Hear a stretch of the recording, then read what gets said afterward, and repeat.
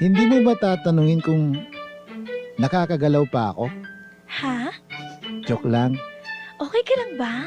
Okay lang, pero natutulala lang kasi. Kasi ganda mo. Hindi naman masyado, pero thank you. Anong hindi naman masyado? Nakita mo na ba sarili mo sa salamin? Ang ganda-ganda mo. Sigurado ka bang hindi ka artista? Hindi. Model? Hindi rin. Baka naman cosplayer ka, ha? Nagko-cosplay ako pero paminsan-minsan lang. Kaya pala. Photograph ako mamaya, ha? Hindi naman ako sikat. Pero madali ka lang din sisikat. Sa ganda mong yan. Saka, matanong ko lang. Anong? Mix ka ba? Sandali, baka excited ka. Ano Mix yun? ka ba? Anong mix? Mix nut.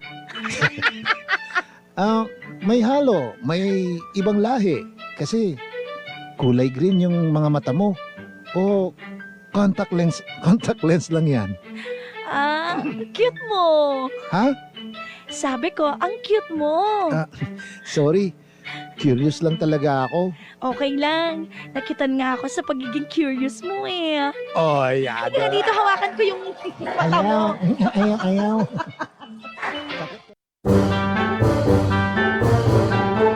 Barangay Anting-Antingan! Nice! Camera! Action!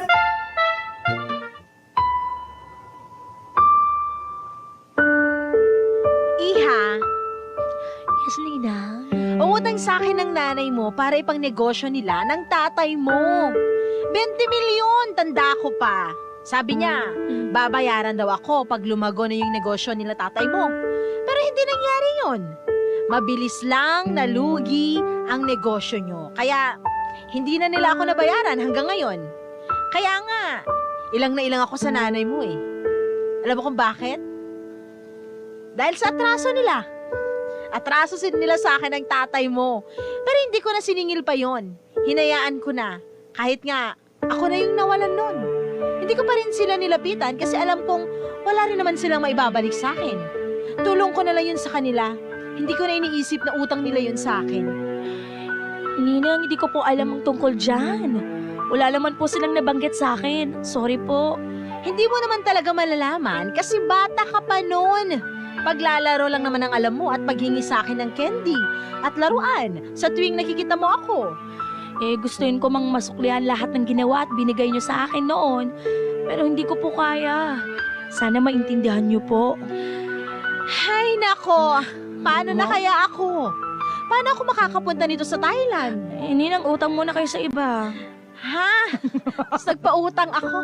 Mag-utang pa ako sa iba. May patayla-taylan ka pa kasi Ninang eh. Wala ka mahal ang gas ngayon.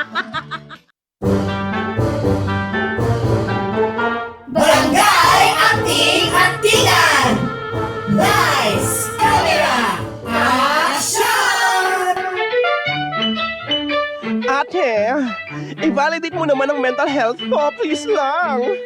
At ang mental health ko, kailan mo iisipin? Lusaw ng utak ko sa kakaunawa sa mga kaartehan mo, Kate.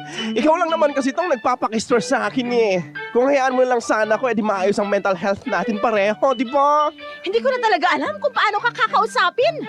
Wag mo na lang kasi akong bungangaan palagi, ate. Paano hindi bubungangaan? Puro katamaran at kaartehan ang alam mo.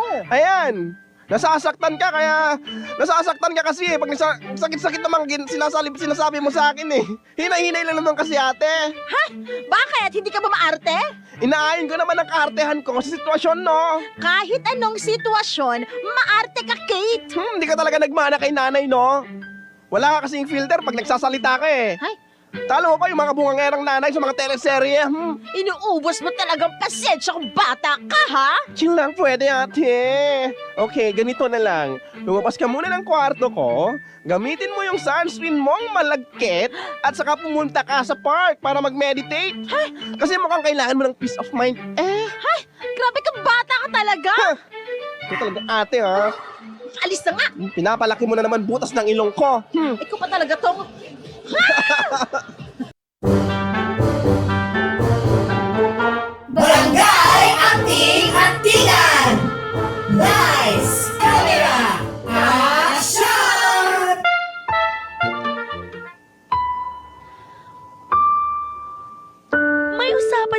ate.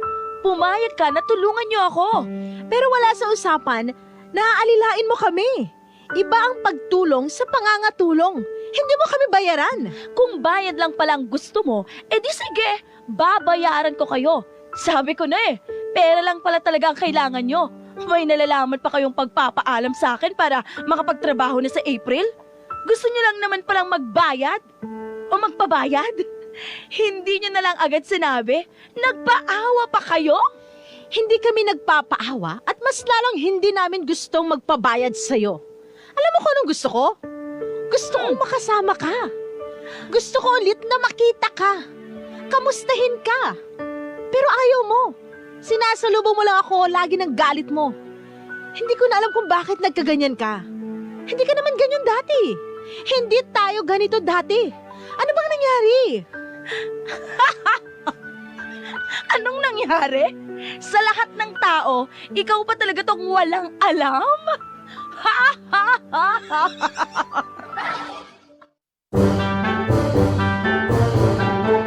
Barangay Anting-Antingan! Lights, camera, action! Teresa!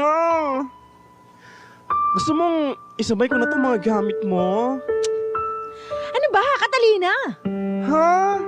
Bakit? May nasabi ba ako? Ang kulit mo kasi. Papansin ka masyado. Huwag ka nga. Gusto lang naman kitang tulungan. Wes, hindi ko kailangan ng tulong mo. Ba't bang init ang ulo mo, Teresa? May nangyari ba? May kinainisan ka ba? Hindi ba halata? Hindi ko alam. Aba, Anong kinainisan mo? isipin mo. Ano nga ba? Ang hina naman ng kukote mo. Ismell ko na para sa'yo, ha? Hindi ano, kundi sino. Sino?